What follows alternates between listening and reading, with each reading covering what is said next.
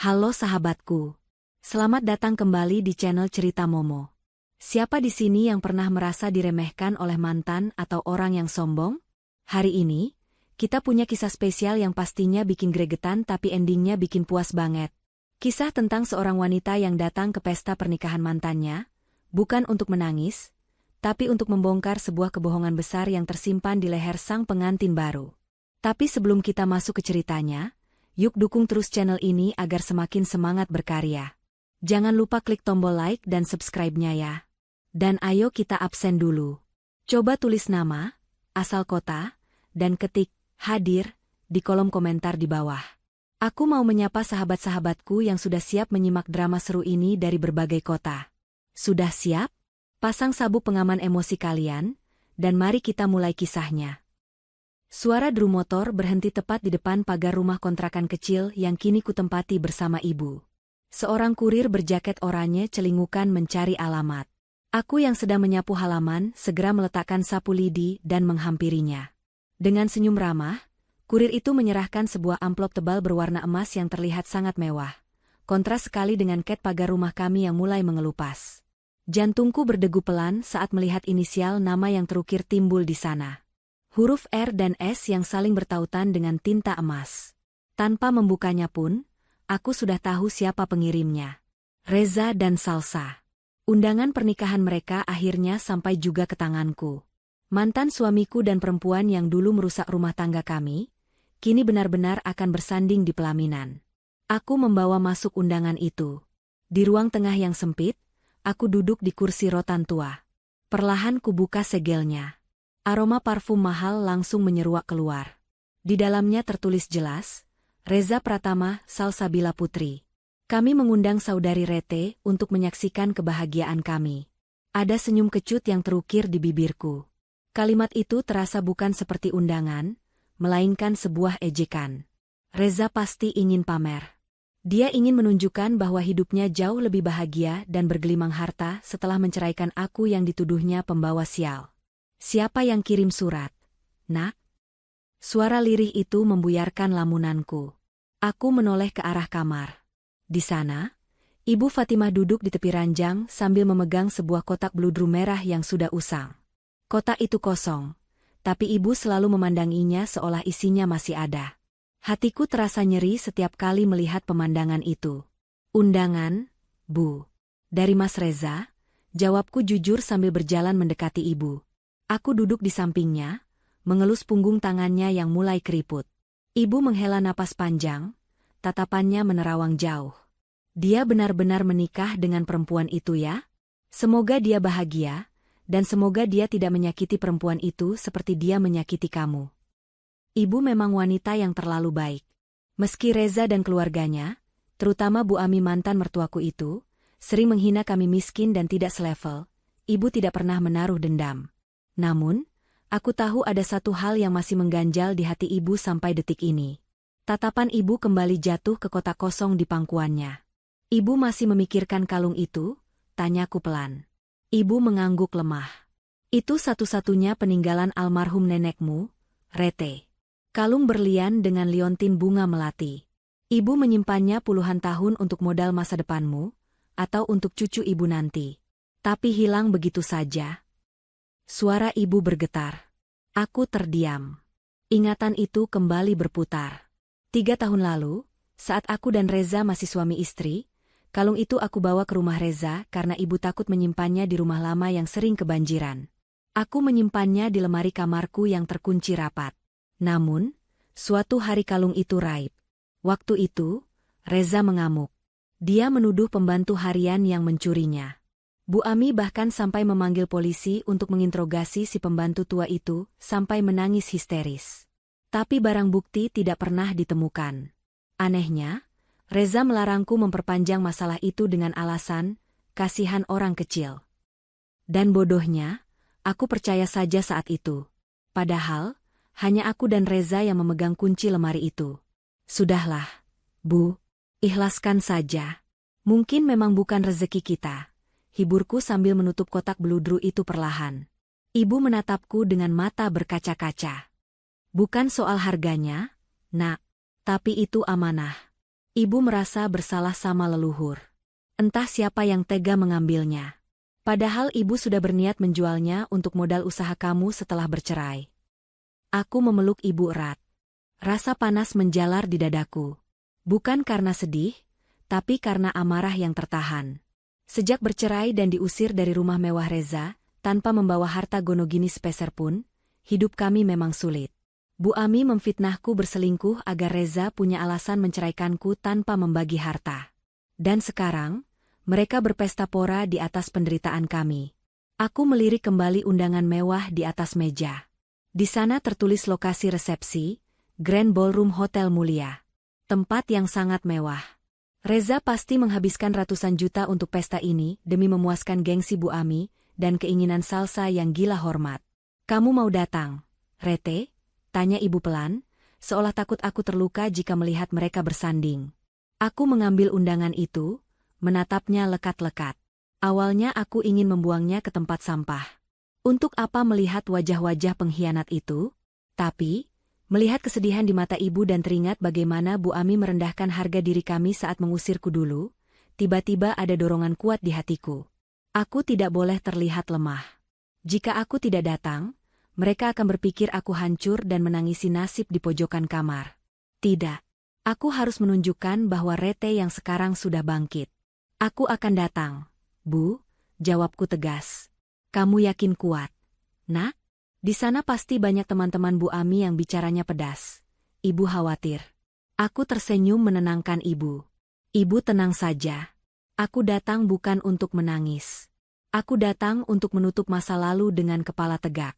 Aku ingin mereka lihat, Rete yang mereka buang seperti sampah, masih bisa berdiri tegak dan tersenyum. Aku bangkit dan membuka lemari pakaianku yang sederhana. Hanya ada beberapa baju lama. Tapi aku menemukan satu gaun panjang berwarna biru tua, sisa dari masa laluku yang belum sempat kubuang. Ini cukup pantas. Namun, saat aku merapikan tumpukan kertas di bagian bawah lemari untuk mencari sepatu, tanganku menyentuh sebuah amplop coklat kusam yang terselip di antara lipatan koran alas lemari. Amplop ini, rasanya aku pernah melihatnya dulu saat membereskan barang-barang Reza sebelum aku diusir. Karena terburu-buru, aku asal memasukkannya ke dalam kardus pindahan. Iseng, aku membukanya. Mataku membelalak saat membaca kop surat di dalamnya. Jantungku serasa berhenti berdetak sesaat, lalu berpacu 2 kali lebih cepat. Ya Tuhan! Desisku. Tanganku gemetar memegang kertas itu. Sebuah fakta mengejutkan terpampang jelas di depan mataku. Fakta tentang kebusukan yang selama ini tertutup rapi.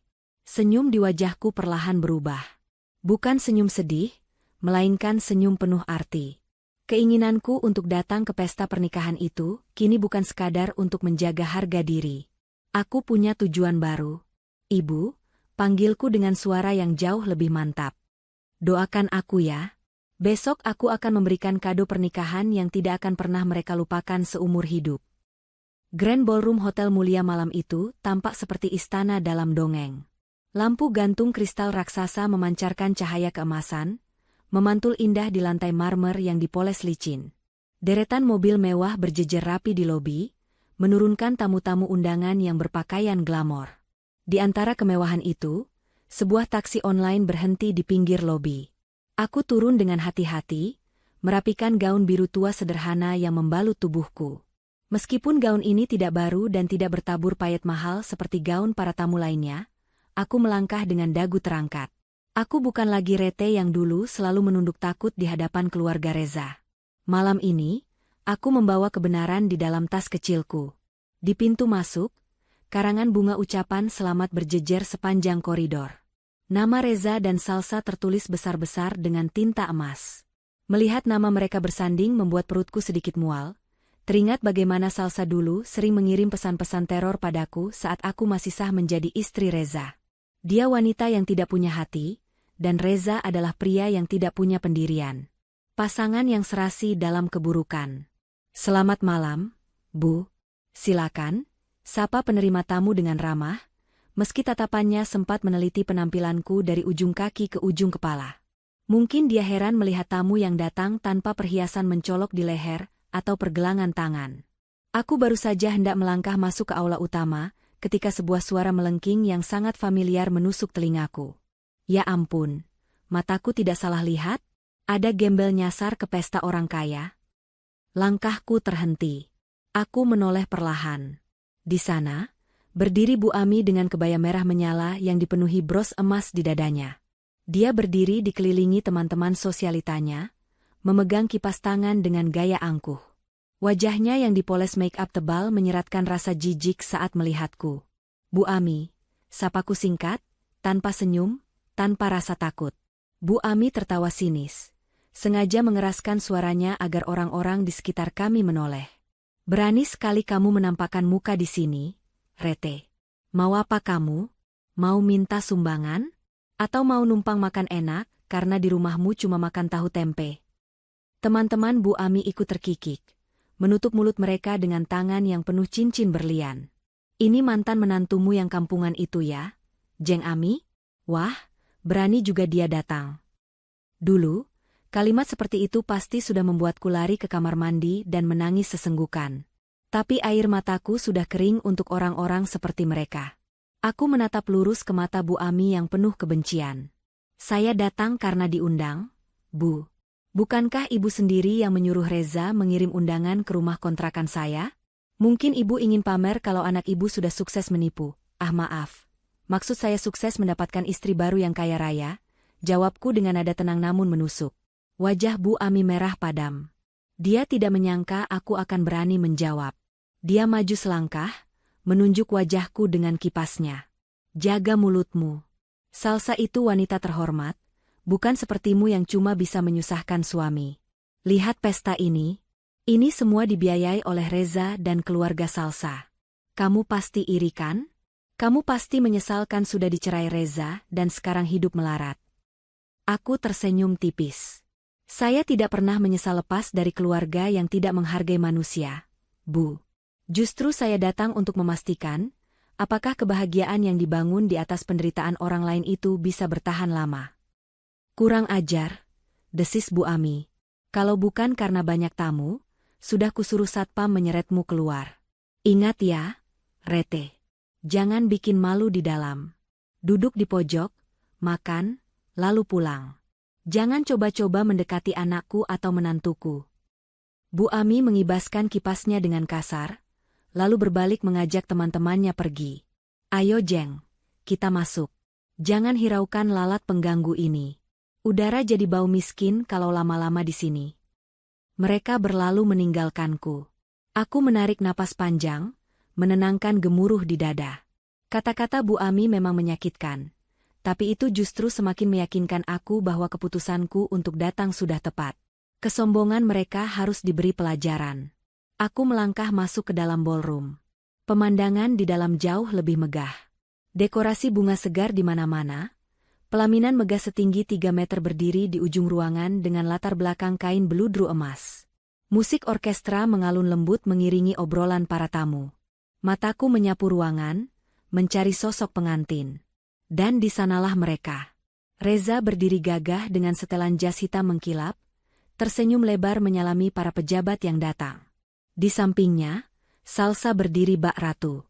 Gaun pengantinnya berekor panjang menyapu lantai, mahkota kecil bertengger di kepalanya yang disanggul rapi. Namun, bukan gaun atau mahkota itu yang membuat langkahku terhenti mendadak. Mataku terpaku pada leher Salsa. Di sana, melingkar sebuah kalung yang sangat kukenal. Kalung dengan desain rantai halus dan liontin berbentuk bunga melati yang kelopaknya bertahta kilau putih. Cahaya lampu sorot membuat kalung itu berkilau tajam, menarik perhatian siapa saja yang melihatnya. Darahku berdesir hebat. Itu kalung ibu. Kalung peninggalan nenek yang hilang 3 tahun lalu. Kalung yang membuat ibu menangis berhari-hari, dan membuat Bu Ami memaki-maki pembantu tak bersalah. Ternyata kalung itu ada di sini. Melingkar manis di leher wanita yang merebut suamiku. Tanganku mengepal kuat di sisi tubuh. Jadi selama ini Reza berbohong? Dia bilang kalung itu hilang dicuri orang luar, tapi ternyata dia memberikannya pada selingkuhannya? Atau lebih parah lagi, dia mencurinya dari ibu untuk modal memikat Salsa? Amarah yang tadi kuredam kini mulai mendidih. Aku meraba tas kecilku, memastikan amplop itu masih ada di sana. Tadinya aku hanya ingin membongkar kebohongan soal keuangan Reza yang kutemukan di surat bukti gadai dalam amplop itu. Tapi sekarang, melihat kalung ibu dipakai dengan bangga oleh Salsa, tujuanku bertambah. Ini bukan lagi sekadar memberi pelajaran. Ini adalah perang untuk merebut kembali hak ibuku. Reza menoleh ke arah kerumunan dan matanya tak sengaja bertabrakan dengan mataku. Senyum di wajahnya langsung lenyap. Dia tampak kaget, lalu berbisik pada Salsa. Salsa menoleh, melihatku, dan bukannya takut, dia justru menyeringai. Dia sengaja memegang kalung di lehernya, memamerkannya padaku dari kejauhan dengan tatapan menantang. Tunggu saja, gumamku pelan, melangkah semakin dekat ke arah pelaminan. Kalian pikir kalian pemenang malam ini? Pesta baru saja dimulai. Suara pembawa acara menggema ke seluruh penjuru ruangan, menyambut kedua mempelai yang kini berdiri bak raja dan ratu di pelaminan.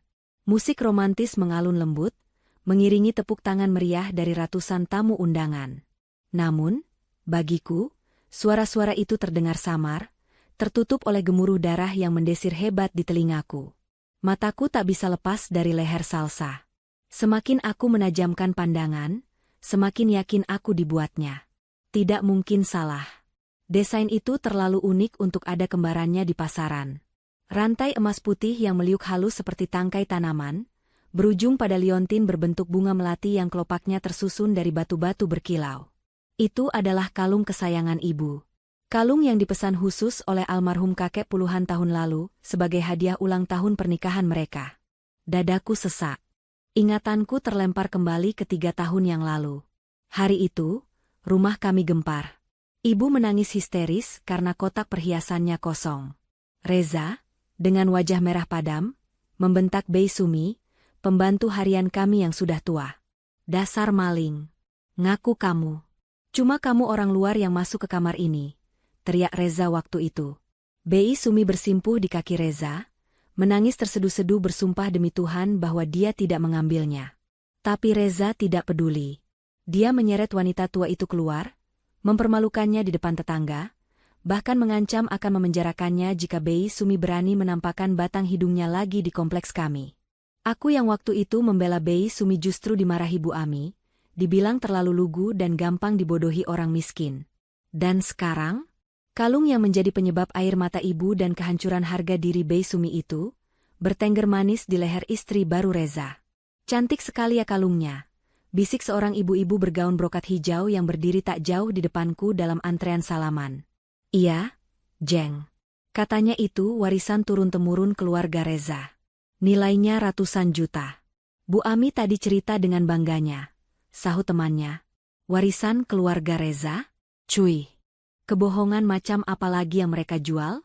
Reza bahkan tidak punya warisan apa-apa selain utang gengsi yang menumpuk. Keluarga mereka memang terlihat kaya raya dari luar, tapi aku tahu betul, bisnis Bu Ami sedang seret dan Reza sering gali lubang tutup lubang. Aku mengepalkan tangan erat-erat. Rasa sakit hati melihat benda itu dipakai oleh Salsa jauh lebih besar daripada rasa cemburu melihat mereka menikah. Itu bukan sekadar perhiasan. Itu adalah harga diri ibuku.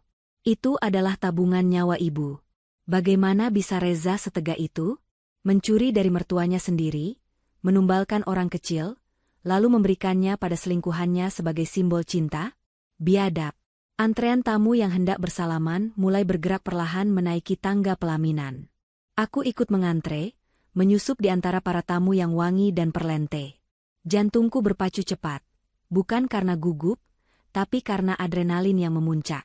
Di atas panggung, Salsa tampak sangat menikmati momennya.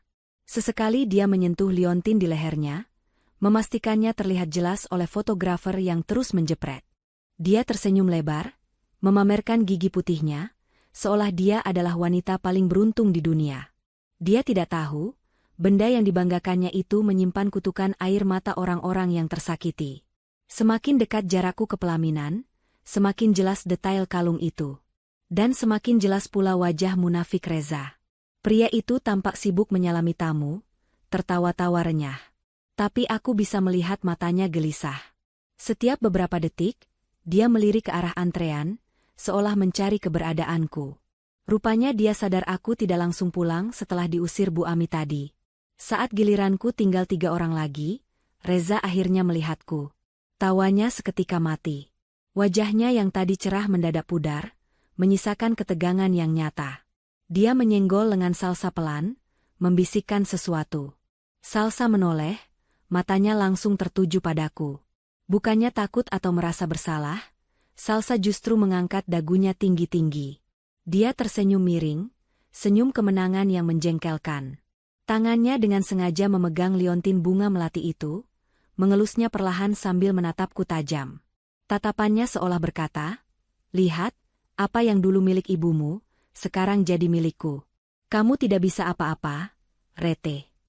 Provokasi itu berhasil membakar sisa-sisa kesabaranku. Tamu di depanku sudah turun dari panggung. Kini giliranku. Aku menapakkan kaki di anak tangga pertama pelaminan. Karpet merah tebal menyambut langkahku. Semua mata di sekitarku mungkin hanya melihat seorang tamu biasa yang hendak memberi selamat, tapi aura di antara aku, Reza, dan Salsa terasa begitu berat dan mencekam. Aku tidak mengulurkan tangan untuk bersalaman. Aku berdiri tegak tepat di hadapan mereka berdua, hanya berjarak 1 meter. "Selamat, Reza." "Selamat, Salsa," ucapku dengan suara datar namun terdengar jelas di tengah jeda musik yang berganti lagu. Reza menelan ludah, jakunnya bergerak naik turun. "Rete, terima kasih sudah datang. Cepatlah salaman, antrean di belakangmu panjang," desisnya pelan, berusaha mengusirku secara halus. Aku tidak bergeming. Mataku terkunci lurus ke leher Salsa. "Kalung yang indah," kataku lantang, cukup keras untuk didengar oleh Bu Ami yang berdiri di sisi lain pelaminan bersama orang tua Salsa. Salsa tertawa kecil, tawa yang dibuat-buat. "Terima kasih, Rete. Mas Reza memang paling tahu seleraku. Barang mahal memang beda auranya, ya? Sayang sekali kamu dulu tidak pernah dibelikan yang seperti ini." Aku tersenyum sinis. Barang mahal? Atau barang curian? Pertanyaanku meluncur begitu saja, tajam dan tanpa tedeng aling-aling. Reza tersentak kaget. Matanya melotot panik. "Rete, jaga bicaramu," bentaknya tertahan. "Dari mana kamu dapat kalung itu, Salsa?" tanyaku lagi, kali ini dengan nada menuntut, mengabaikan bentakan Reza. "Jawab, dari mana kamu dapat kalung dengan desain bunga melati yang sangat spesifik itu?" Suasana di atas pelaminan mulai tegang. Fotografer yang berada di dekat kami menurunkan kameranya, bingung melihat interaksi yang tidak wajar ini. Bu Ami yang mendengar keributan kecil itu langsung menoleh tajam. Matanya menyipit saat menyadari apa yang sedang terjadi. Dia bergegas berjalan mendekati kami, siap menjadi tameng bagi anak dan menantu kesayangannya. "Ada apa ini?" Suara Bu Ami terdengar berat dan mengintimidasi. "Rete, kalau kamu cuma mau bikin onar, lebih baik kamu turun sekarang juga sebelum saya panggil keamanan." Aku menatap mereka bertiga bergantian. Reza yang panik, Salsa yang angkuh, dan Bu Ami yang galak. Mereka pikir mereka bisa menindasku lagi malam ini? Tidak. Malam ini panggung sandiwara mereka akan kuruntuhkan. "Saya tidak bikin onar, Bu," jawabku tenang, sambil menunjuk lurus ke arah leher Salsa. "Saya cuma mau bertanya, kenapa kalung milik ibu saya yang hilang 3 tahun lalu, sekarang bisa ada di leher menantu ibu?" Pertanyaan itu menggantung di udara, seolah membekukan waktu selama beberapa detik. Musik orkestra yang tadinya terdengar syahdu mendadak terasa senyap di telingaku, tergantikan oleh ketegangan yang merayap naik ke leher setiap orang yang berdiri di atas panggung itu. Wajah Bu Ami berubah dari merah pada menjadi ungu karena menahan amarah. Dia tidak terima pesta kebanggaannya dirusak oleh pertanyaan yang menurutnya sangat tidak masuk akal. Dengan gerakan kasar, Bu Ami menepis tanganku yang masih menunjuk ke arah leher Salsa. "Tutup mulutmu, Rete," desis Bu Ami, suaranya bergetar menahan emosi agar tidak meledak di depan para tamu VIP. "Jangan menyebarkan fitnah murahan di sini. Kamu pikir siapa dirimu, hah? Datang-datang langsung menuduh menantuku mencuri? Dasar perempuan tidak tahu diuntung." Aku tidak mundur selangkah pun. "Saya tidak menuduh tanpa alasan, Bu. Saya mengenali kalung itu. Itu kalung yang Ibu Fatimah tangisi siang malam 3 tahun lalu." "Reza tahu persis hal itu," kataku sambil mengalihkan tatapan tajamku ke arah Reza. Reza tampak seperti cacing kepanasan. Keringat dingin mulai bermunculan di dahinya yang tertutup bedak tipis. Dia berusaha menghindari kontak mata denganku, matanya bergerak liar mencari petugas keamanan. Rete, kamu pasti salah lihat. Ini beda. Model seperti ini banyak di pasaran, elak Reza terbata-bata. Namun, Salsa justru bereaksi sebaliknya. Dia tidak terlihat takut atau gugup sama sekali. Wanita itu justru membusungkan dadanya dengan angkuh, seolah menantangku untuk melihat lebih jelas kilau perhiasan yang melingkar di leher jenjangnya. Dia tertawa kecil, sebuah tawa yang terdengar sangat meremehkan di telingaku. Aduh, Mas Reza, mantan istrimu ini lucu sekali ya. Sindir Salsa sambil mengibaskan tangan di depan wajahku, pamer cincin yang juga berkilauan. Rete sadar diri dong. Kalung ini harganya ratusan juta. Mana mungkin ibumu yang tinggal di kontrakan sempit itu punya barang semewah ini? Jangan-jangan ibumu dulu cuma punya imitasi plastik. Lalu kamu halu mengira itu sama dengan berlian asliku ini. Kata-kata Salsa bagaikan bensin yang disiramkan ke dalam api. Dia menghina ibu. Darahku mendidih. Jaga bicaramu, Salsa. Ibuku tidak pernah memakai barang palsu. Balasku tegas. Halah, alasan, potong Salsa cepat. Dia melangkah maju, memperpendek jarak di antara kami hingga aku bisa mencium aroma parfum mahalnya yang menyengat. Asal kamu tahu ya, Mas Reza memberikan ini padaku sebagai bukti cintanya. Dia bilang ini adalah warisan keluarga Ningrat yang hanya pantas dipakai oleh wanita berkelas. Bukan wanita kampungan sepertimu yang bisanya cuma menumpang hidup. Salsa menoleh manja ke arah Reza, meminta pembelaan. Iya kan, Mas? Bilang sama dia, Mas. Reza tampak terjepit. Dia melirik Bu Ami yang menatapnya penuh tanya, lalu melirik Salsa, dan terakhir menatapku dengan sorot mata memohon agar aku diam. Namun, ego laki-lakinya memaksanya untuk tetap berakting. Iya, jawab Reza, suaranya dipaksakan terdengar berwibawa. Ini simpanan pribadiku, Rete. Aku membelinya dari kolektor perhiasan lama. Kamu jangan mengada-ada. Jangan karena kamu tidak mampu memilikinya, lalu kamu mengklaim barang orang lain sebagai milikmu. Kebohongan itu meluncur begitu mulus dari mulut Reza. Aku menatapnya dengan rasa tidak percaya. Pria yang dulu pernah berjanji sehidup semati denganku, kini berdiri di sana, memutarbalikkan fakta demi menutupi boroknya sendiri. Dia bahkan berani mengarang cerita tentang kolektor perhiasan di depan ibunya sendiri. Bu Ami, yang mendengar pengakuan anaknya, langsung mendapatkan angin segar. Kepercayaan dirinya kembali melambung. Dia merasa di atas angin. Dengar itu. Sentak Bu Ami sambil menunjuk wajahku dengan telunjuknya yang runcing. Anakku membelinya mahal. Warisan atau beli, yang jelas itu bukan milik ibumu. Dasar gila harta. Sudah dicerai masih saja mau merampok harta mantan suami. Apa kamu tidak punya malu? Suara keributan kami mulai menarik perhatian tamu-tamu yang berada di barisan depan antrean. Bisik-bisik mulai terdengar riuh di bawah panggung. Itu kenapa ribut-ribut ya? Itu mantan istrinya Reza kan? Kok berani banget ngamuk di pelaminan? Katanya nuduh pengantin wanitanya maling kalung. Salsa menyadari perhatian orang mulai tertuju pada kami. Bukannya malu, dia justru memanfaatkan momen ini untuk semakin memojokkanku. Dia sengaja mengeraskan suaranya, berakting seolah dialah korban yang didzalimi. Ya ampun, Mbak Rete, kalau Mbak butuh uang, bilang saja. Jangan bikin drama seperti ini di hari bahagia saya, ucap Salsa dengan nada dibuat-buat sedih, tapi matanya memancarkan kelicikan. Saya tahu hidup Mbak susah setelah Mas Reza tinggalkan, tapi tolonglah punya harga diri sedikit. Masa barang seserahan saya mau diakui juga. Hatiku sakit, tapi aku menahan diri untuk tidak menampar wajahnya yang penuh kepalsuan itu.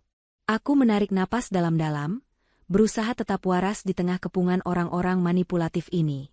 Kalian boleh tertawa sekarang, kataku dingin, menatap mereka satu persatu.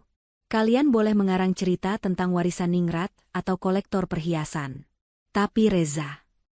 Aku menatap tajam tepat ke manik mata mantan suamiku itu. Kamu tahu persis ada tanda cacat kecil di bagian pengait kalung itu, karena pernah terjepit tang saat diperbaiki almarhum bapakku dulu. Berani kamu menyuruh Salsa melepasnya dan kita cek bersama di sini. Wajah Reza seketika memucat. Dia tahu aku tidak berbohong. Dia tahu detail itu. Salsa yang tidak tahu apa-apa, hendak membuka mulut untuk melawan lagi, tapi Reza buru-buru memegang lengan istrinya itu. Cengkeramannya terlihat kuat, menahan Salsa agar tidak bertindak bodoh. Cukup, bentak Reza, kali ini nadanya terdengar panik, bukan marah. Keamanan? Mana keamanan? Tolong bawa wanita gila ini keluar. Dia mengganggu kenyamanan tamu-tamu saya. Reza memilih jalan pengecut. Dia tidak berani membuktikan ucapanku. Dia memilih mengusirku sebelum kebohongannya terkelupas. 2 orang petugas keamanan berseragam safari hitam, berbadan tegap segera berlari menaiki tangga pelaminan. Mereka mendekatiku dengan wajah garang. Maaf, Bu. Mohon tinggalkan tempat ini, ucap salah satu petugas sambil mencoba meraih lenganku. Aku menepis tangan petugas itu dengan kasar. Jangan sentuh saya. Saya bisa jalan sendiri. Aku mundur selangkah, menatap Reza dengan tatapan yang syarat akan peringatan. Kamu mengusirku karena kamu takut ketahuan, Reza. Tapi ingat, mengusirku dari panggung ini tidak akan menghapus fakta bahwa kamu adalah pencuri. Bawa dia pergi. Cepat, teriak Bu Ami histeris, tidak sabar melihatku enyah dari pandangannya. Salsa tersenyum puas melihatku digiring mundur oleh petugas keamanan. Dia merasa menang telak. Dia merangkul lengan Reza dengan manja, lalu berbisik cukup keras hingga aku masih bisa mendengarnya. Dasar gembel. Mimpi saja sana punya berlian. Aku membiarkan diriku digiring turun dari pelaminan. Tapi aku tidak berjalan menuju pintu keluar gedung. Langkahku mantap. Tanganku merogoh ke dalam tas kecilku, memastikan amplop itu siap kukuak isinya. Pertunjukan sesungguhnya belum dimulai. Mereka pikir mereka sudah menang karena berhasil mengusirku dari panggung? Salah besar. Justru dari bawah panggung inilah, aku akan meruntuhkan istana pasir mereka.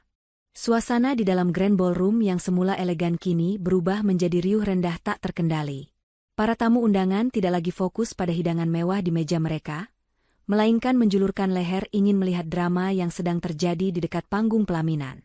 Aku menyentakkan tanganku kuat-kuat hingga terlepas dari cengkeraman petugas keamanan, saat kami baru menuruni separuh anak tangga panggung. Saya bilang jangan sentuh. Saya bisa jalan sendiri, bentakku pada petugas itu. Petugas itu tampak ragu sejenak, melihat ke arah panggung menunggu instruksi selanjutnya. Di atas sana, Bu Ami melihat aku berhenti dan belum benar-benar keluar dari ruangan. Dia sadar, bisik-bisik para tamu mulai terdengar tidak sedap. Nama baik keluarga besarnya sedang dipertaruhkan. Wanita parubaya itu tidak tinggal diam. Dengan langkah tergesa namun tetap berusaha terlihat anggun, dia menyambar mikrofon dari tangan MC yang bengong. Suara dengungu feedback mikrofon memekakan telinga sejenak, membuat semua orang menutup telinga dan suasana menjadi hening seketika. Bu Ami berdiri di tengah panggung, tepat di depan Reza dan Salsa, memosisikan dirinya sebagai pelindung sekaligus korban. Mohon perhatiannya sebentar, bapak-bapak dan ibu-ibu sekalian. Suara Bu Ami menggema lantang lewat pengeras suara. Wajahnya dipasang sedemikian rupa, campuran antara ekspresi prihatin, marah, dan terhina. Saya mewakili keluarga besar, memohon maaf yang sebesar-besarnya atas insiden memalukan barusan, ucap Bu Ami dengan nada dramatis, matanya menatap tajam ke arahku yang berdiri kaku di bawah panggung. Sungguh, kami tidak menyangka pesta suci ini akan dikotori oleh orang yang punya penyakit hati. Dia menunjuk lurus ke arahku. Semua mata di ruangan itu sontak tertuju padaku. Lampu sorot yang tadinya menerangi kue pengantin, entah kenapa seolah ikut menyorotku, membuatku merasa telanjang di hadapan ratusan pasang mata yang menghakimi. Perempuan yang berdiri di sana itu, lanjut Bu Ami, suaranya mulai bergetar, aktingnya sungguh luar biasa. Dia adalah Rete, mantan menantu saya. Kami sudah berbaik hati mengundangnya demi menjaga tali silaturahmi. Tapi lihat balasannya, air susu dibalas air tuba. Para tamu mulai bergeleng-geleng kepala, termakan narasi Bu Ami. Dia datang ke sini bukan untuk mendoakan, tapi untuk membuat onar. Seru Bu Ami semakin berapi-api. Dia menuduh menantu saya, Salsa, mencuri kalung. Padahal semua orang tahu, Rete ini stres berat sejak dicerai oleh Reza anak saya. Dia tidak terima melihat Reza sukses dan bahagia. Dia iri. Dia dengki. Bohong, teriakku dari bawah, tapi suaraku tenggelam oleh gema suara Bu Ami yang memegang kendali sound system. Dia menuduh kami mencuri karena dia sendiri tidak punya apa-apa. Bu Ami kini menangis buaya, mengusap sudut matanya yang kering dengan tisu. Selama menjadi menantu saya, dia hanya bisa menghabiskan uang suami. Dan sekarang, setelah tidak lagi dibiayai Reza, dia hidup melarat dan mulai berhalusinasi. Dia mengarang cerita kalau perhiasan mahal menantu saya adalah milik ibunya yang miskin itu. Logika dari mana? Ibu dia saja makan susah, mana mungkin punya berlian. Hinaan itu terasa seperti tamparan panas di pipiku. Bukan karena aku malu disebut miskin, tapi karena dia merendahkan ibu di depan ratusan orang. Dia menjadikan kemiskinan kami sebagai lelucon untuk menutupi kejahatan mereka. Usir dia, teriak salah satu teman arisan Bu Ami dari meja VIP. Iya, usir saja. Orang gila jangan dikasih masuk. Timpal tamu lainnya. Suara-suara penolakan mulai bermunculan seperti bola salju. Bu Ami tersenyum puas di balik tisunya. Dia berhasil membalikkan keadaan. Dia berhasil membuatku menjadi penjahat di mata semua orang. Reza yang berdiri di belakang ibunya tampak mulai bernapas lega.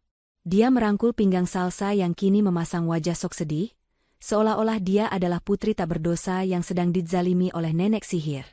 Tolong Pak Satpam, perintah Bu Ami lewat mikrofon, nadanya kini penuh kuasa. Seret dia keluar sekarang juga. Jangan biarkan dia merusak momen potong kue anak saya. Kalau perlu, lapor polisi atas tuduhan perbuatan tidak menyenangkan dan pencemaran nama baik. Petugas keamanan yang tadi sempat ragu, kini kembali mendekatiku dengan langkah tegas. Kali ini ada 3 orang. Mereka mengepungku, menutup jalan keluarku kecuali ke arah pintu keluar. Ayo Bu, kooperatif saja. Jangan bikin malu diri sendiri lebih jauh, ucap kepala keamanan itu dengan nada rendah namun menekan. Aku memandang sekeliling.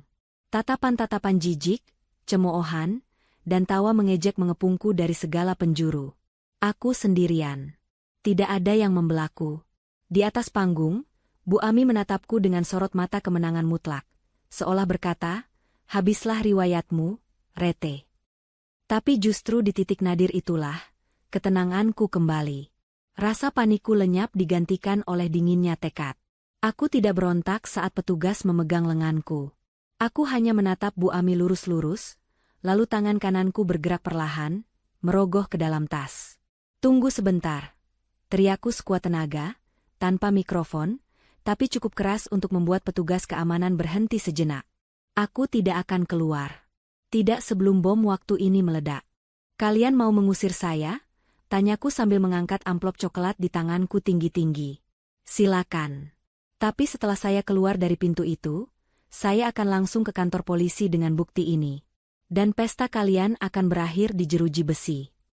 Ancaman itu membuat Bu Ami terdiam. Mikrofon di tangannya turun sedikit. Dia melihat amplop di tanganku dengan kening berkerut. Dia mungkin berpikir itu hanya gertakan sambal.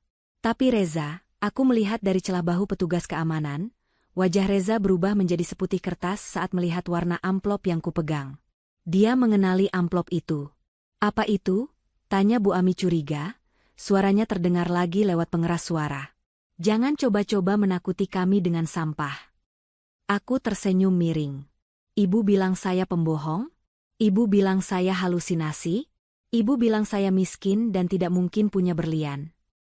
Aku menepis tangan Satpam sekali lagi, lalu berjalan mundur perlahan menuju tengah ruangan, di mana posisi MC berdiri dengan mikrofon cadangan di tangannya. Kalau begitu, biarkan saya membuktikan siapa sebenarnya yang pembohong di sini. Bu Ami, tantangku.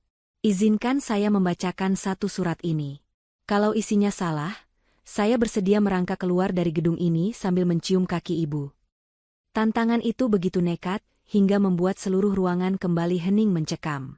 Bu Ami ternganga. Dia tidak menyangka aku akan senekat itu. Keheningan ini adalah panggungku sekarang. Dan Bu Ami, tanpa sadar, baru saja memberiku sorotan utama. Tantanganku yang bergema di tengah keheningan ballroom, membuat Bu Ami terdiam kaku di atas panggung. Mulutnya yang tadi lincah mencaci maki kini terkatup rapat.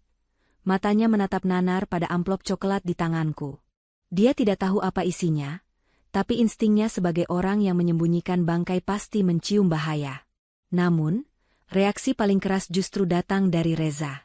Melihat amplop itu, ketenangan Reza yang sedari tadi dia pertahankan hancur berkeping-keping. Dia tahu persis amplop apa itu. Itu adalah amplop yang dia sembunyikan rapat-rapat di bawah tumpukan baju bekas sebelum dia menceraikanku. Wajahnya yang tadi pucat kini berubah menjadi merah padam karena panik bercampur amarah. "Jangan dengarkan dia," teriak Reza tiba-tiba. Suaranya pecah, terdengar sumbang di telinga para tamu. Tanpa mempedulikan tata krama pengantin, Reza berlari menuruni anak tangga pelaminan dengan langkah lebar, meninggalkan Salsa yang berdiri bengong sendirian di singgasana mewahnya. Kain jas mahalnya berkibar saat dia bergegas membelah kerumunan menuju ke arahku. Dia bertindak seolah-olah dia adalah pahlawan yang hendak menyelamatkan pesta dari serangan teroris, padahal dia hanyalah pengecut yang takut topengnya terbuka. "Cukup, Rete. Cukup." Reza menghardik saat jarak kami tinggal beberapa langkah. Dia berusaha meraih tanganku yang memegang amplop, tapi aku dengan sigap memundurkan langkah, menyembunyikan amplop itu di balik punggungku. Reza berdiri di depanku, napasnya memburu. Dia berbalik menghadap para tamu, merentangkan kedua tangannya seolah melindungiku, padahal itu hanyalah taktik untuk menutupi tubuhku agar tidak terlihat oleh orang banyak. "Bapak-bapak, ibu-ibu, mohon maaf sekali lagi," ucap Reza dengan nada suara yang dibuat selembut mungkin, penuh keprihatinan palsu. "Tolong dimaklumi. Mantan istri saya ini, kondisi mentalnya memang sedang tidak stabil sejak kami berpisah. Dia sering berhalusinasi dan mengarang cerita untuk mencari perhatian." Darahku mendidih mendengar fitnah keji itu. Dia menggunakan kesehatan mental sebagai senjata untuk membungkamku. "Kamu yang sakit, Reza. Sakit jiwa karena gila hormat," balasku tajam, berusaha melangkah ke samping agar wajahku terlihat oleh tamu-tamu. Namun Reza dengan cepat menggeser tubuhnya, kembali menghalangiku. Dia mencengkeram bahuku dengan kuat, kuku-kukunya menancap menyakitkan di kulitku yang terbalut kain tipis gaun. Bagi orang lain yang melihat dari jauh, mungkin Reza terlihat sedang menenangkan mantan istrinya yang histeris. Tapi bagiku, cengkeraman ini adalah ancaman fisik. "Dengar, Rete," bisik Reza tepat di telingaku, suaranya mendesi seperti ular berbisa, sangat pelan hingga hanya aku yang bisa mendengarnya. "Simpan amplop itu. Pulang sekarang. Kalau kamu berani membukanya di sini, aku pastikan ibumu tidak akan tenang di rumah kontrakan itu. Kau tahu aku bisa berbuat apa saja." Ancaman itu membuat nyaliku sedikit menciut saat teringat wajah tua ibu di rumah. Tapi kemudian, bayangan senyum ibu yang sedih saat memegang kotak perhiasan kosong kembali menguatkanku. Reza sudah mengambil semuanya dari kami. Kalau aku mundur sekarang, dia akan terus menginjak-injak kami selamanya. Aku menatap mata Reza dengan nyalang. "Kau pikir aku takut? Ibumu sudah menghina ibuku di depan ratusan orang.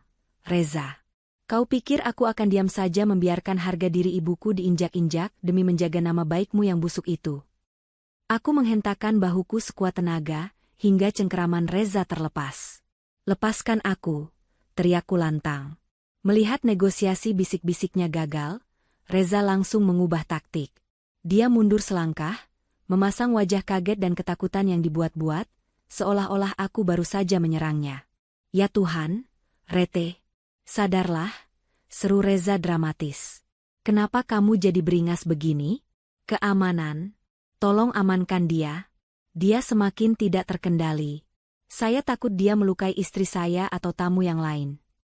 Dari atas pelaminan, Salsa yang melihat suaminya diserang, langsung menyambar peran. Dia berlari kecil menuruni tangga, mengangkat gaunnya tinggi-tinggi, lalu berdiri di belakang Reza sambil bergelayut manja di lengan suaminya itu. "Mas Reza, hati-hati," jerit Salsa dengan suara melengking yang memekakan telinga. "Dia itu nekat. Mas, lihat matanya, seram sekali. Jangan-jangan di dalam amplop itu ada silet atau benda tajam. Usir dia, Mas. Aku takut." Salsa menangis histeris. Air mata buayanya sukses memancing simpati para tamu. Suasana semakin kacau. Tamu-tamu wanita mulai mundur ketakutan, termakan hasutan bahwa aku membawa senjata. Itu satpam ngapain aja sih? Cepat tangkap! Teriak seorang bapak-bapak yang terlihat panik melindungi istrinya. Para petugas keamanan yang tadi sempat ragu karena gertakanku, kini tidak punya pilihan lain. Perintah pengantin pria dan situasi yang dianggap membahayakan, membuat mereka bertindak represif. 4 orang petugas langsung menerjang ke arahku. Maaf, Bu, ikut kami sekarang. 2 orang petugas memegang lengan kanan dan kiriku dengan kasar, mengunci gerakanku. Amplop di tangan kananku nyaris terjatuh. Tapi aku menggenggamnya sekuat tenaga hingga kertasnya meremas kusut. Lepaskan. Saya bukan penjahat. Aku meronta, berusaha melepaskan diri. Reza pembohong. Salsa penipu. Mereka yang mencuri kalung ibu saya. Tapi suaraku tenggelam di tengah hiruk-pikuk. Reza merapikan jasnya, menatapku yang sedang diseret mundur dengan senyum tipis penuh kemenangan. Di matanya, dia sudah berhasil. Dia berhasil menyingkirkan sampah pengganggu pestanya. Bawa dia ke pos belakang, jangan biarkan dia masuk lagi. Perintah Reza pada kepala keamanan dengan nada dingin dan tegas. Pastikan dia tidak membuat keributan di luar gedung. Bu Ami di atas panggung menghela napas lega, lalu kembali berbicara di mikrofon. Mohon tenang semuanya. Gangguan sudah diatasi. Mari kita lanjutkan acaranya. Anggap saja ini ujian bagi kesabaran kita. Aku diseret semakin jauh dari tengah ruangan, mendekati pintu keluar samping yang gelap. Tamu-tamu menatapku dengan pandangan menghina. Ada yang menggelengkan kepala, ada yang merekam kejadian ini dengan ponsel mereka sambil tertawa. Rasanya sakit sekali. Diperlakukan seperti kriminal padahal aku adalah korban. Tapi saat aku hampir mencapai pintu, mataku menangkap sosok seorang pria tua berjas abu-abu yang berdiri di dekat meja prasmanan. Dia menatapku bukan dengan pandangan menghina, tapi dengan pandangan teliti. Matanya tertuju pada amplop kusut di tanganku. Itu Pak Dharma, sahabat almarhum ayah Reza. Satu-satunya orang di ruangan ini yang aku tahu masih punya hati nurani dan, yang lebih penting, dia adalah ahli perhiasan. Dengan sisa tenaga terakhir sebelum aku benar-benar diseret keluar pintu, aku menancapkan kakiku ke lantai marmer, menahan dorongan satpam. Pak Dharma, teriakku sekuat tenaga, memanggil namanya. Tolong saya. Reza menipu kita semua. Teriakanku yang menyebut nama tokoh terhormat itu, membuat gerakan satpam terhenti sejenak. Pak Dharma yang merasa namanya dipanggil, melangkah maju membelah kerumunan. Reza yang melihat itu, wajahnya yang tadi penuh kemenangan, kembali berubah pias. Dia tahu, dia tidak bisa membohongi Pak Dharma semudah membohongi tamu lain. Langkah Pak Dharma yang berwibawa membelah kerumunan membuat para petugas keamanan yang memegang iku melonggarkan cengkeraman mereka. Sosok tua itu memiliki aura yang disegani, bukan hanya karena kekayaannya, tapi juga karena integritasnya sebagai sesepuh yang dihormati di kalangan pengusaha. Ada apa ini ribut-ribut menyebut nama saya? Tanya Pak Dharma dengan suara bariton yang tenang namun tegas. Dia memandangku yang berantakan, lalu beralih menatap Reza yang berdiri kaku dengan wajah pucat. Pak Dharma, Reza buru-buru mendekat, membungkuk sopan dengan senyum yang dipaksakan. Maaf sekali Bapak harus melihat kegaduhan ini. Ini masalah internal keluarga. Rete, mantan istri saya, sepertinya sedang kumat emosinya. Biasa, Pak, masalah uang. Reza berusaha menggiring opini seolah-olah aku sedang memerasnya. Bukan masalah uang, Pak, potongku cepat, mengabaikan rasa sakit di lenganku bekas cengkeraman satpam. Aku menatap Pak Dharma dengan sorot mata memohon. Bapak adalah ahli perhiasan. Bapak tahu seluk-beluk berlian. Saya mohon, Pak, tolong lihat kalung yang dipakai Salsa. Itu kalung ibu saya yang hilang. Pak Dharma mengerutkan kening, matanya menyipit ke arah Salsa yang berdiri di belakang Reza. Mendengar permintaanku, Bu Ami yang masih berdiri di atas panggung tertawa keras, sebuah tawa yang nyaring dan penuh ejekan. Dia menggunakan mikrofon lagi, memastikan seluruh ruangan mendengar cemoohannya. Hahaha. Lihatlah, bapak-bapak, ibu-ibu. Sekarang dia mau melibatkan Pak Dharma dalam imajinasinya. Seru Bu Ami lantang. Ret, saking miskinnya kamu. Kamu sampai tidak bisa membedakan mana berlian asli mana kaca, lalu minta ahli sekelas Pak Dharma untuk mengeceknya? Apa kamu tidak malu? Salsa, yang merasa mendapat dukungan penuh dari ibu mertuanya, ikut maju. Dia mengangkat dagunya, menepuk-nepuk kalung di lehernya dengan gaya angkuh. Sudahlah, Pak Dharma. Jangan layani orang stres ini, ucap Salsa dengan nada meremehkan. Dia cuma iri karena Mas Reza membelikan saya perhiasan mahal, sedangkan dia dulu cuma dikasih janji manis. Wajar kalau dia histeris. Namanya juga orang susah yang mendadak ditinggal sukses mantan suami. Reza mengangguk cepat. Betul, Pak. Rete ini datang ke sini tanpa diundang. Aku diundang. Teriakku memotong kebohongan Reza. Dan sekarang membuat keributan karena tidak dikasih uang pesangon lebih. Lanjut Reza, menaikkan suaranya untuk menutupi suaraku. Maafkan kelancangannya, Pak Dharma. Keamanan, kenapa diam saja? Bawa dia keluar. Jangan biarkan Pak Dharma terganggu oleh pengemis ini. Kata, pengemis, itu seperti komando bagi para tamu undangan. Mereka yang tadinya diam, kini mulai ikut tertawa. Tawa itu bermula dari meja teman-teman arisan Bu Ami, lalu menyebar seperti wabah ke seluruh ruangan. Turun, turun, teriak seseorang dari kerumunan. Dasar tidak tahu malu.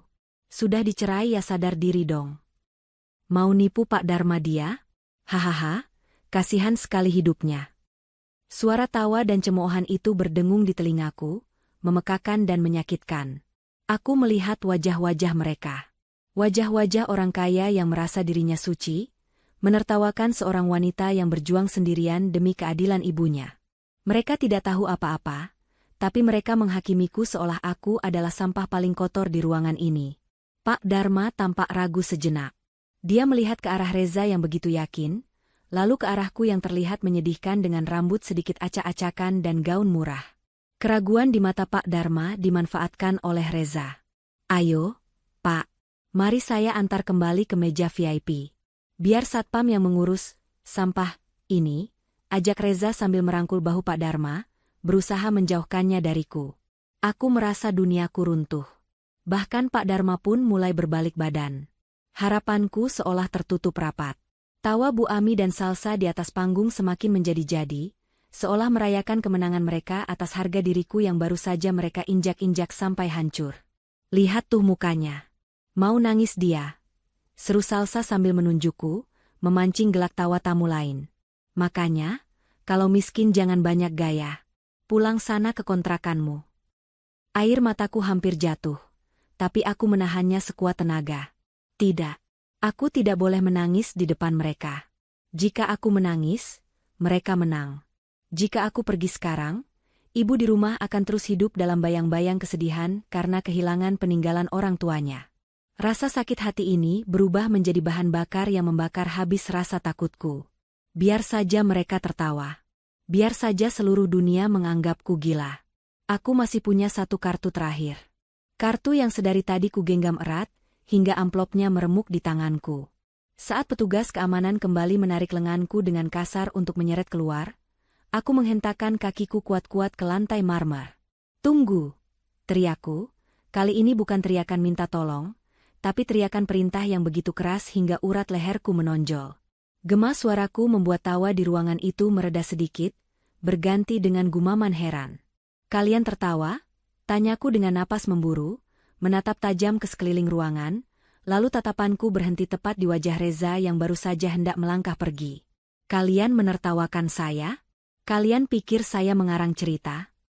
Aku mengangkat tangan kananku tinggi-tinggi. Amplop coklat yang sudah kusut itu kini menjadi pusat perhatian. Reza, panggilku lantang. Kamu boleh membohongi Pak Dharma. Kamu boleh membohongi istrimu. Kamu boleh membohongi semua orang di sini dengan mulut manismu. Tapi kamu lupa satu hal. Aku merobek ujung amplop itu dengan kasar. Suara kertas yang sobek terdengar jelas di keheningan yang mulai mencekam kembali. Reza berbalik badan.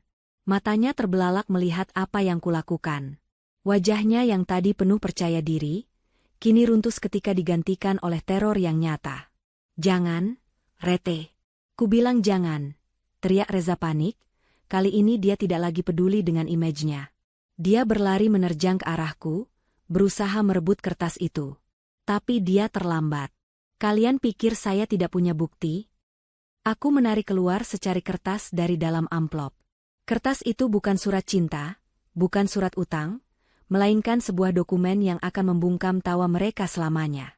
Salsa di atas panggung masih sempat berteriak, "Alah, paling cuma kertas bon utang.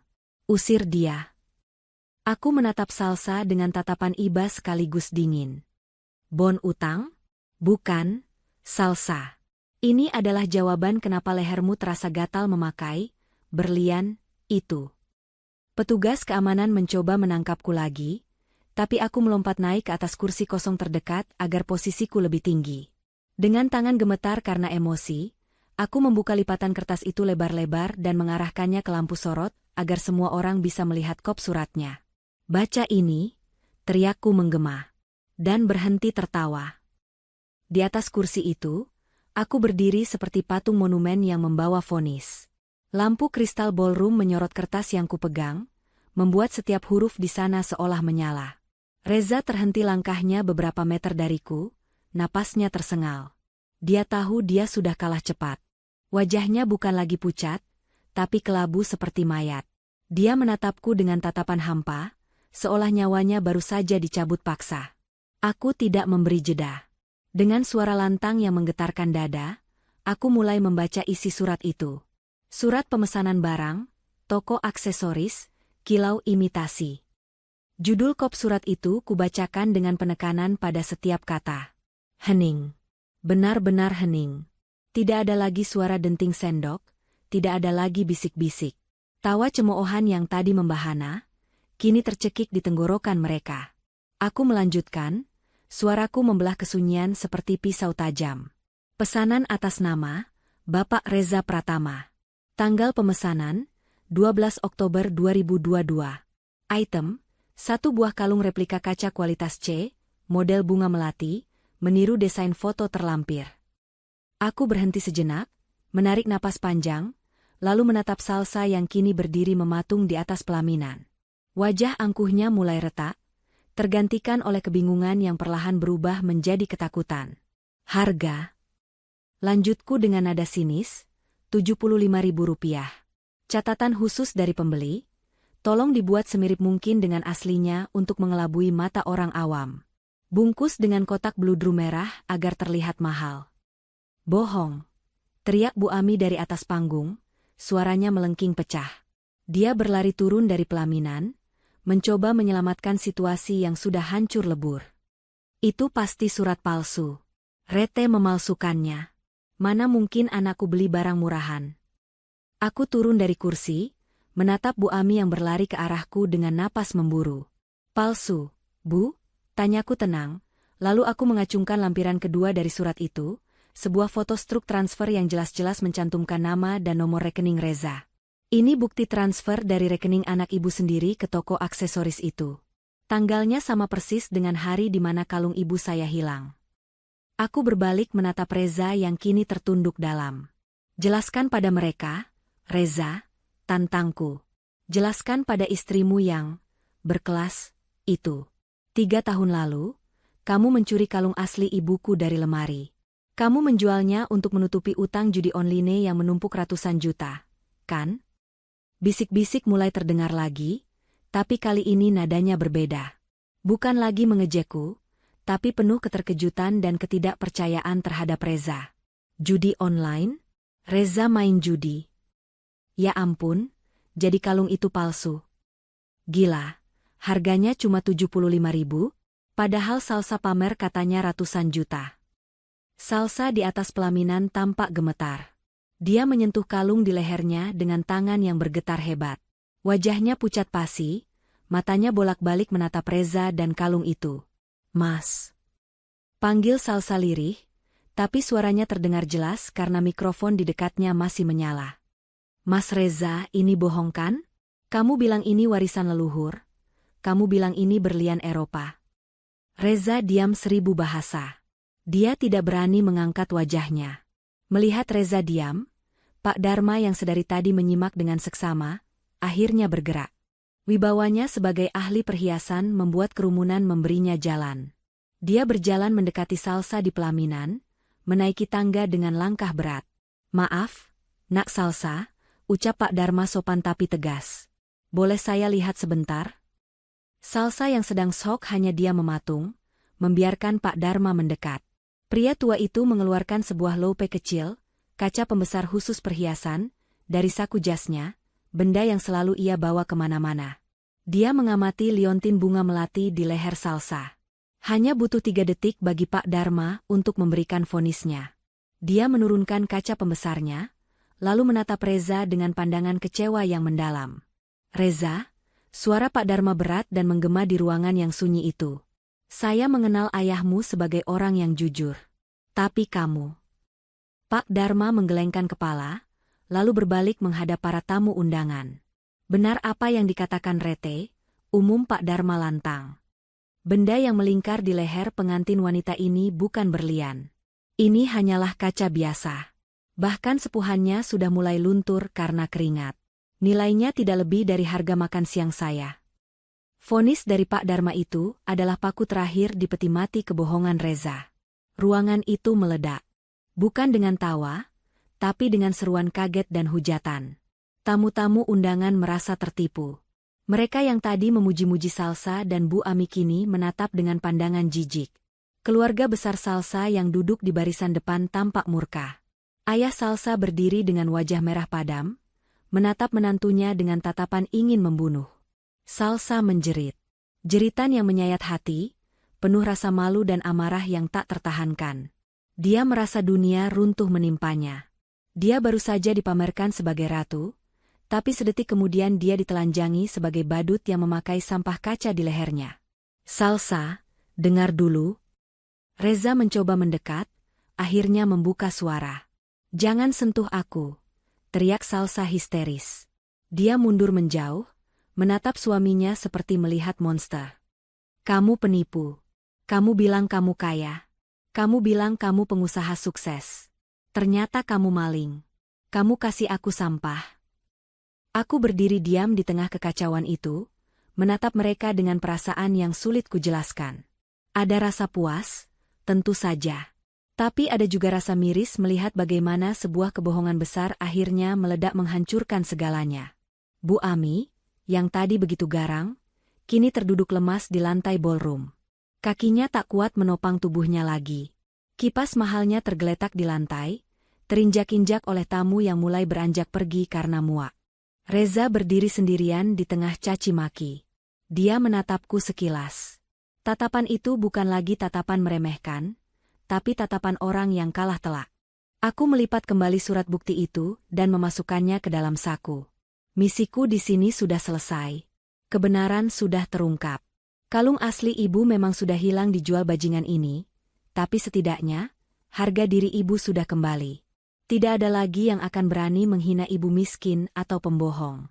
Justru merekalah yang kini memikul label itu seumur hidup. "Selamat menikmati pestamu, Reza," gumamku pelan, lalu berbalik badan hendak meninggalkan ruangan yang kini riuh rendah oleh drama keluarga yang memalukan itu.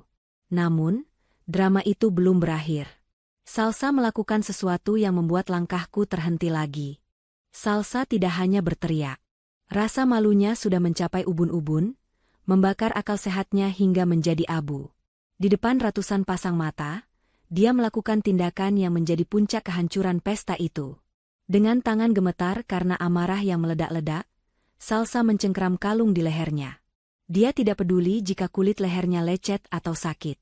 Dia menarik rantai kalung itu dengan sekuat tenaga, seolah benda itu adalah ular berbisa yang sedang membelitnya. "Salsa, jangan!" seru Reza panik, mencoba menahan tangan istrinya. Tapi tenaga orang yang sedang kalap sungguh luar biasa. Krak! Suara rantai putus terdengar jelas, karena posisi mereka dekat dengan mikrofon. Salsa berhasil merenggut kalung itu lepas dari lehernya. Napasnya memburu, dadanya naik turun dengan cepat, air mata melunturkan maskara mahalnya hingga wajahnya tampak mengerikan. "Makan nih, berlian, kamu," jerit Salsa. Dengan gerakan kasar, dia melemparkan kalung putus itu tepat ke wajah Reza. Liontin kaca berbentuk bunga melati itu menghantam pipi Reza cukup keras, meninggalkan goresan merah sebelum akhirnya jatuh berdenting di lantai panggung. Bunyi dentingnya terdengar begitu menyedihkan, suara khas logam murah beradu dengan lantai kayu, bukan suara berat logam mulia. "Kamu penipu, Mas? Penipu ulung," raung Salsa, suaranya parau. Dia meremas gaun pengantinnya, lalu menunjuk arah orang tuanya yang duduk membatu di kursi VIP. "Lihat Papa. Lihat Mama. Ini laki-laki yang kalian banggakan? Laki-laki yang katanya mau mengangkat derajat keluarga kita?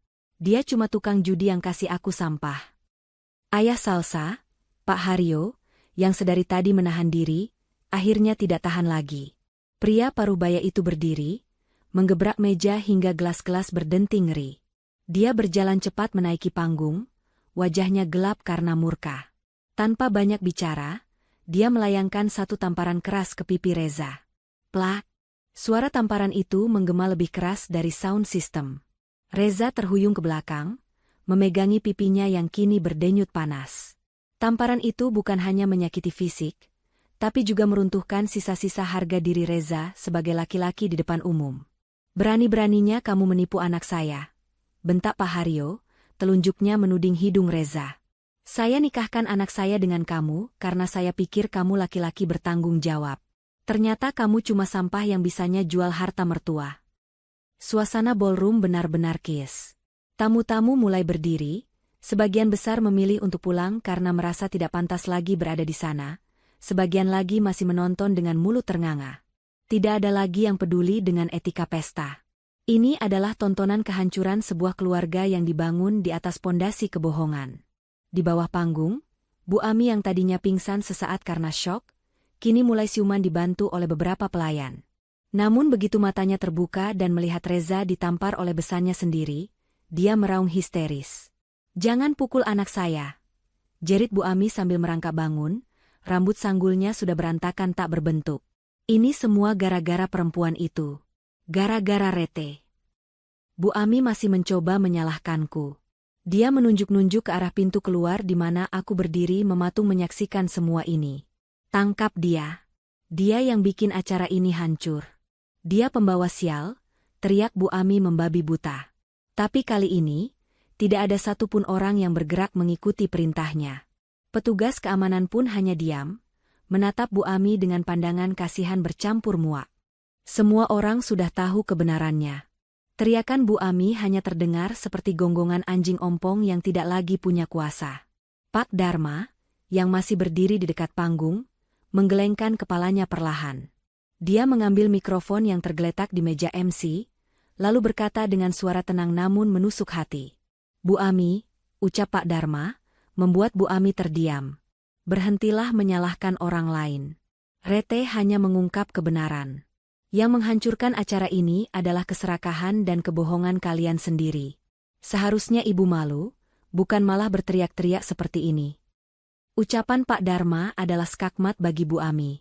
Wanita itu terdiam, bibirnya gemetar, lalu tangisnya pecah. Dia menangis bukan karena menyesal, tapi karena sadar dia sudah kehilangan muka di hadapan seluruh pergaulan sosialitanya. Besok pagi, nama keluarganya akan menjadi bahan tertawaan satu kota. Aku melihat Reza yang masih memegangi pipinya. Dia menatap kalung palsu yang tergeletak di dekat kakinya. Benda itu, yang dia beli dengan harga Rp75.000 sebagai simbol tipu dayanya, kini menjadi simbol kehancurannya. Dia melirik ke arah Salsa, berharap ada sedikit belas kasih. Tapi Salsa justru membuang muka dan berlari turun dari panggung menuju pelukan ibunya, menangis sejadi-jadinya. Reza sendirian. Benar-benar sendirian di atas panggung megah yang dia bangun dari hasil utang dan tipu muslihat. Di ambang pintu, aku menarik napas panjang. Udara malam yang masuk dari celah pintu terasa begitu segar dibandingkan udara pengap penuh kepalsuan di dalam sana. Aku menatap mereka untuk terakhir kalinya. "Hutang sudah lunas, Reza," bisikku pelan, lebih kepada diriku sendiri. "Bukan hutang uang, tapi hutang rasa sakit hati ibu." Aku berbalik badan, melangkah keluar dari grand ballroom itu. Di belakangku, suara keributan antara keluarga Salsa dan keluarga Reza masih terdengar. Saling menyalahkan, saling memaki, menuntut pembatalan nikah dan ganti rugi. Biarlah mereka saling memangsa. Itu bukan urusanku lagi. Langkahku terasa ringan saat menuruni tangga lobi hotel. Tidak ada beban di pundakku. Bayangan wajah sedih ibu yang selalu menghantui setiap malam, kini berganti menjadi bayangan wajah ibu yang tersenyum lega. Aku tidak sabar untuk pulang dan memeluk ibu. Malam ini, aku datang sebagai tamu yang dihina, tapi aku pulang sebagai pemenang yang membawa pulang kebenaran. Angin malam menerpa wajahku saat aku berdiri di lobi hotel menunggu ojek online. Di belakangku, hiruk-pikuk pesta yang hancur masih terdengar samar. Namun bagiku, suara itu kini terdengar seperti masa lalu yang jauh. Ponselku bergetar. Sebuah notifikasi berita lokal muncul. Rupanya, ada tamu undangan yang merekam kejadian tadi dan mengunggahnya ke media sosial. Judulnya provokatif, Pernikahan Sultan Hancur. Pengantin pria tipu istri dengan kalung kaca 75.000. Aku tersenyum tipis, lalu mematikan layar ponsel. Aku tidak butuh validasi dari netizen. Tugasku sudah selesai. Perjalanan pulang terasa begitu damai.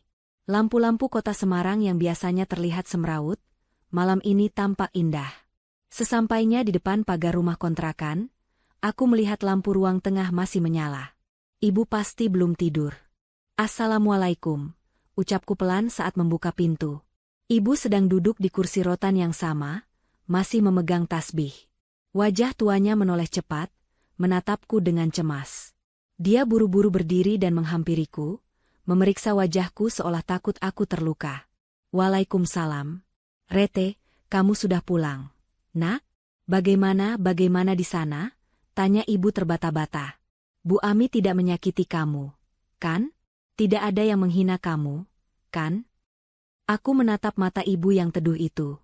Mata yang 3 tahun ini selalu menyimpan rasa bersalah, karena merasa teledor menghilangkan kalung warisan.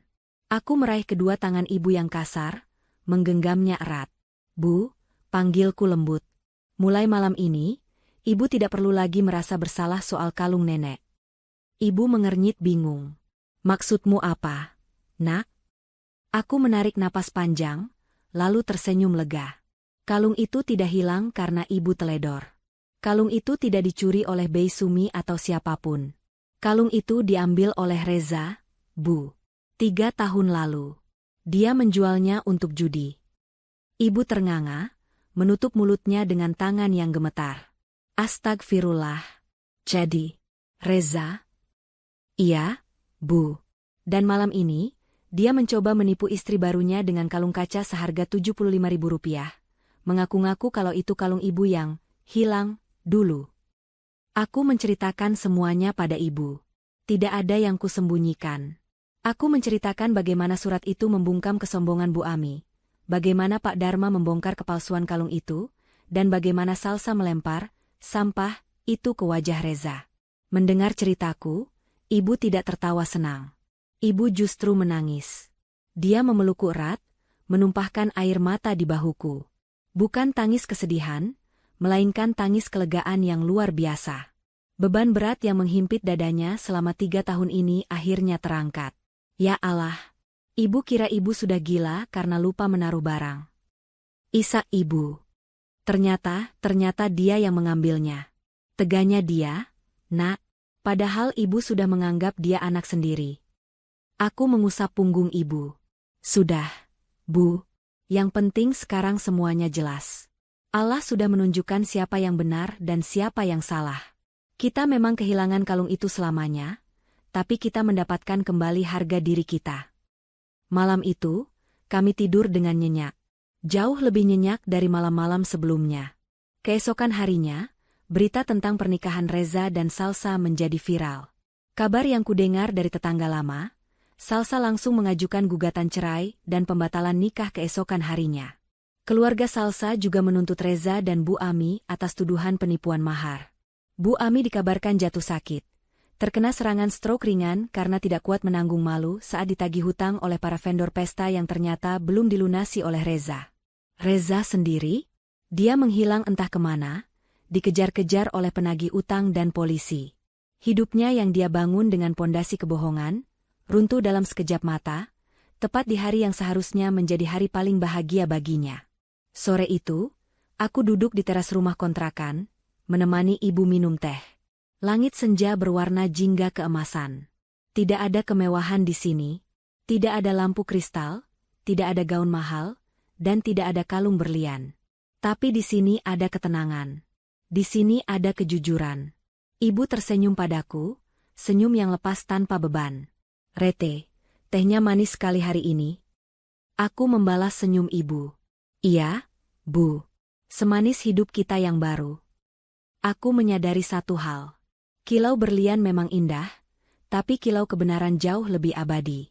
Reza mungkin pernah mencuri kalung kami, tapi dia tidak akan pernah bisa mencuri kebahagiaan kami lagi. Aku menyeruput teh hangatku, menutup kisah masa lalu itu rapat-rapat, dan bersiap menyongsong masa depan yang bersih tanpa bayang-bayang kepalsuan. Tama. Pesan moral. Kebenaran itu seperti emas. Meski dikubur dalam lumpur kebohongan sekalipun, ia akan tetap bersinar saat waktunya tiba. Jangan pernah membangun kebahagiaan di atas penderitaan orang lain dan pondasi kepalsuan, karena sepandai-pandainya bangkai ditutupi, baunya pasti akan tercium juga. Kejujuran yang menyakitkan jauh lebih mulia daripada kebohongan yang memanjakan.